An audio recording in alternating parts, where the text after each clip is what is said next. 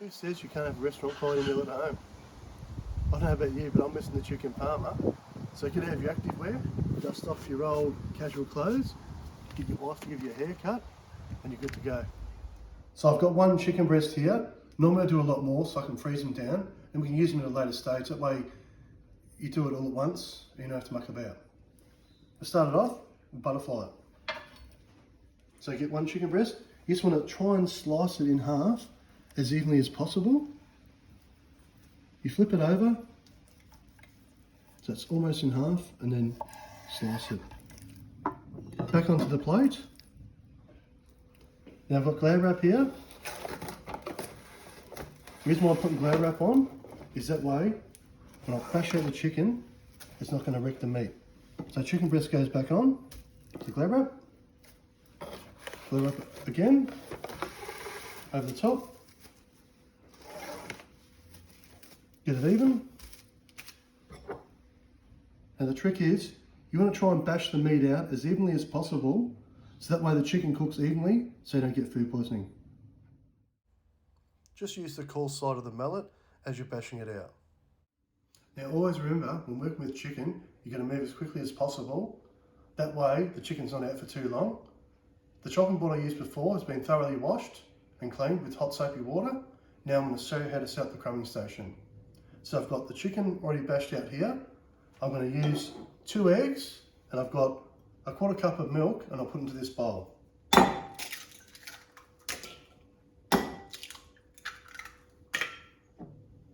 Now what you want to do is beat these up so it combines into a mixture.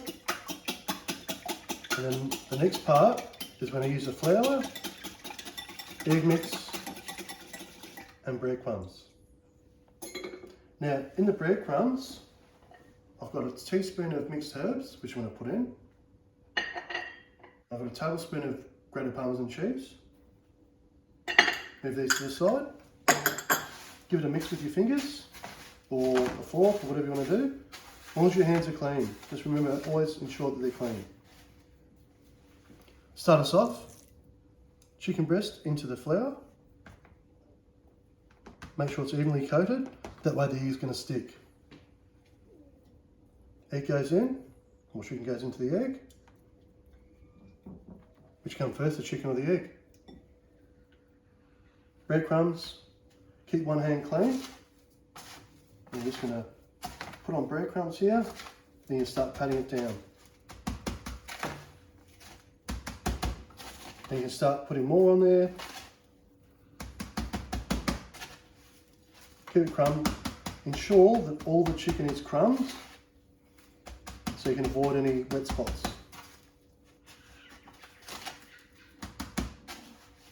Then just put onto a plate. Right, so I've got a large fry pan. I'll put enough vegetable oil on the bottom of it just to cover the base.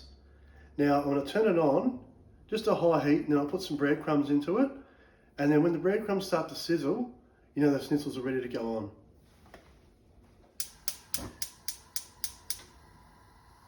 So the oil's been on high heat for about a minute or so. I'm just going to stick some breadcrumbs in there. If it starts to sizzle, you know that the schnitzels are ready to go. So we'll start off. First one goes in. And I'll put the second one in.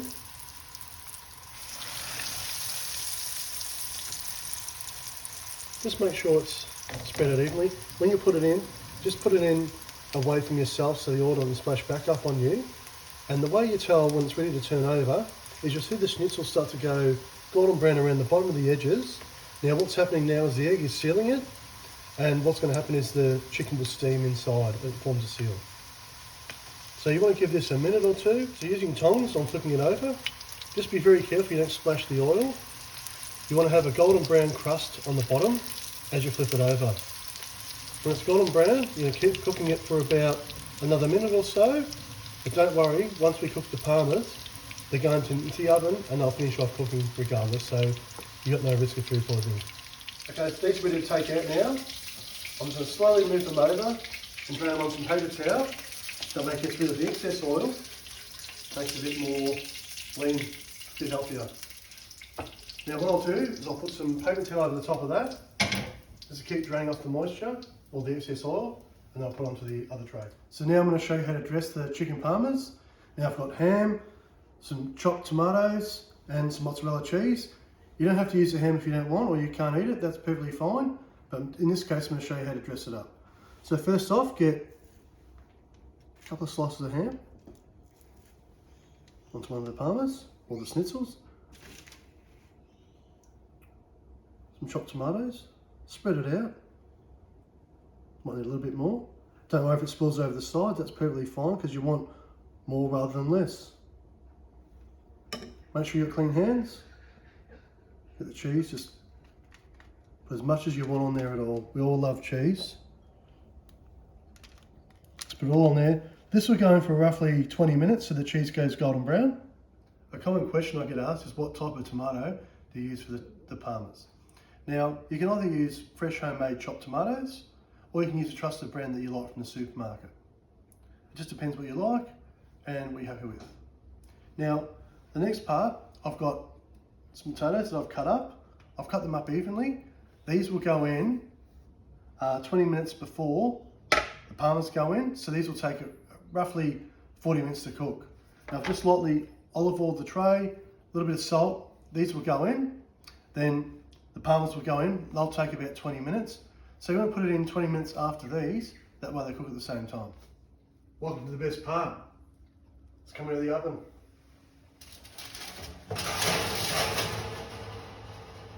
The parmas and the chips.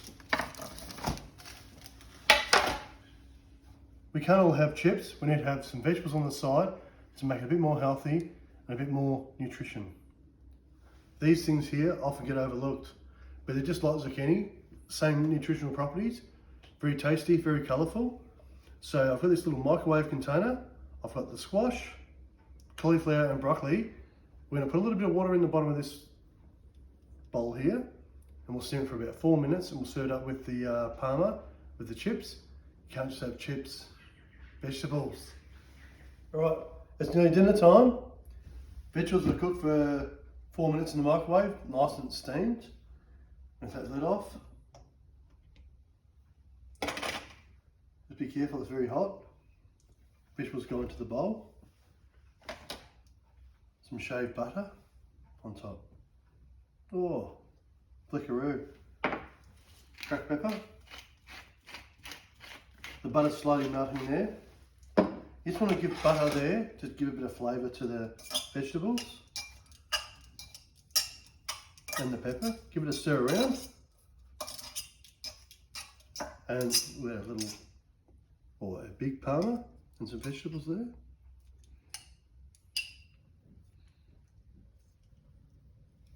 And that's it. Enjoy your restaurant quality meal at home